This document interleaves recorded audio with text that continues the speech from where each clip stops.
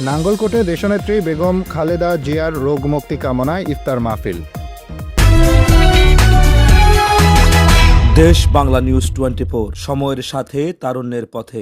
সাবেক প্রধানমন্ত্রী দেশনেত্রী বেগম খালেদা জিয়ার রোগ মুক্তি কামনায় কুমিল্লার নাঙ্গলকোটের আদ্রা উত্তর ইউনিয়ন যুবদল কর্তৃক আয়োজিত ইফতার মাহফিল সোমবার বিকেলে আদ্রা উত্তর ইউনিয়ন পরিষদ মিলনায়তনে অনুষ্ঠিত হয়েছে।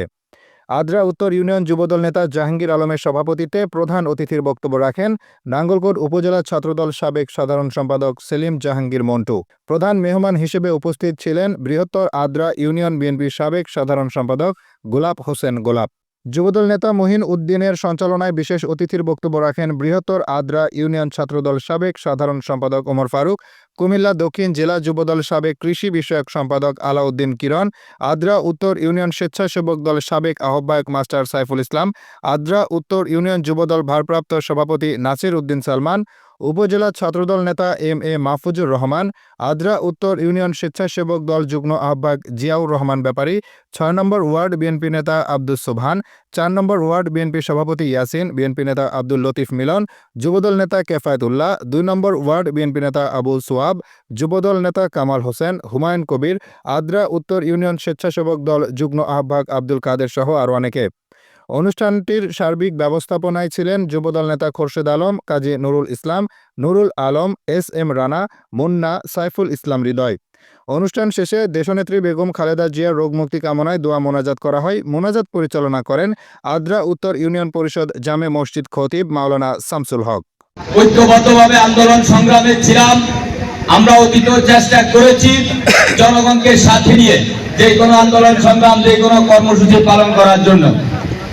আমি আজকে শুধু তারা সামনে উপবিষ্ট আছেন সবাইকে উদ্দেশ্য করে একটি কথাই বলতে চাই, আগামী দিনের রাজনীতি কেমন হবে, দেশনায়ক জনাব তারেক রহমান কেমন রাজনীতি চাচ্ছেন, এই মনোভাব যদি আপনি বুঝতে না পারেন, আপনার জন্য আগামী দিনের রাজনীতি নয়। আমরা কোন ভোট কেন্দ্র বন্ধ করে ভোট দেব বা ভোট নেবে বিএনপি, ওই ধরনের চিন্তা ভাবনার দল বিএনপি নয়। বিএনপি জনগণের সমর্থন চায়। তাই আমরা আশা করব আমাদের প্রতিটি কর্মী মানুষের সাথে সম্পর্কিত হবে। বিগত দিনে ফ্যাসিস্ট আওয়ামী লীগ যে রাষ্ট্র গঠনের জন্য যেসব ষড়যন্ত্র করে বিভিন্ন সাধারণ মানুষের উপর যে ক্ষয়ক্ষতি করেছে, আমরা চাই জাতীয়তাবাদী যুবদল তথা বিএনপি যেন এই ধরনের অন্য অপরাধ থেকে বিরত থাকে। আমাদের নেতা কর্মীদের সাথে আমি সন্ধ্যাকালে একটু বৈঠক থাকবেন।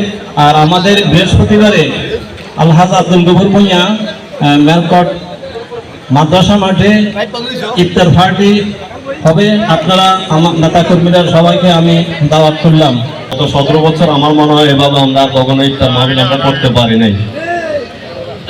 স্বৈরাচারের পতনের পরে আমার মনে হয় এভাবে একত্রিত হয়েছি। যাক, আশা করি সামনে আমাদের এখন লক্ষ্য এবং উদ্দেশ্য একটাই, স্বৈরা শাসকেরা যে কাজকর্ম করেছে সেভাবে তাদেরকে দেশ থেকে পলায়ন করা হয়েছে, তারা নিজে স্বেচ্ছায় পালিয়ে গিয়েছে। ওদের কাছ থেকে আমাদের শিক্ষা নিতে হবে একটাই, তারা যে কর্মকাণ্ডগুলো করেছে যেগুলোর সাথে জড়িত ছিল আমরা এগুলাকে অ্যাভয়েড করে চলবো, না হলে তাদের মতো আমাদেরকেও পালাতে হবে। আমি আজকে একটি মেসেজ দেব। বারবার আপনারা জানেন প্রতিদিন আমাদের প্রিয় নেতা আগামীর বাংলাদেশ তারেক রহমান 31 দফার আন্দোলন, 31 দফার কর্মসূচি যেগুলো ঘোষণা দিচ্ছে, এগুলোর থেকে অনেক কিছু শিকার আছে। তা আমরা এখান থেকে আজকে আমরা সিদ্ধান্ত নেব, আমাদের প্রিয় নেতা, আমার প্রিয় অভিভাবক, নাঙ্গলকোট মাটি ও গণমানুষের নেতা আলহাজ আব্দুল গফুর ভূঁইয়াকে যেভাবে এমপি বানাতে হবে, আমরা হাতে হাত রেখে কাঁধে কাঁধ রেখে আমরা কাজ করে যাব।